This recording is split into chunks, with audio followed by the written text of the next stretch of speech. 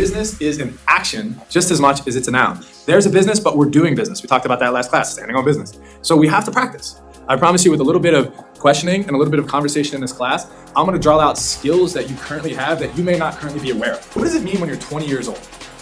Is it fair to say that you have 20 years of experience on this earth? Is it fair to say that you have 10 more years of experience than you were when you were 10 years old? Is it fair to say that you have dealt with your own adversities and your own challenges and your own obstacles in life?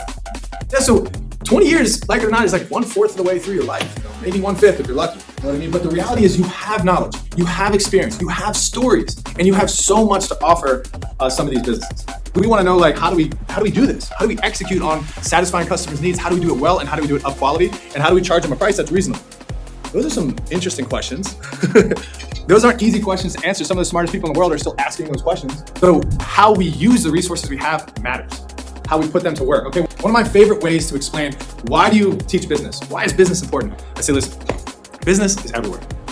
Business, the only purpose of a business, you can check me on this, it's a bit philosophical in a way, but the only purpose of the business is because you have human beings needing to serve other human beings, period. There's no other necessity for business. If we create robots, that's fine. Guess what? Those robots are serving human beings. They were created by humans to serve other humans. So just thinking about this exchange concept of throughout the course of human history, transaction, it's an exchange, it's a barter exchange. You are really good at making tomato soup. I'm really good at making bread. Hey, let's talk. Because my tomato soup ain't so good without the bread, and my bread ain't so good without tomato soup. Now guess what? We have both.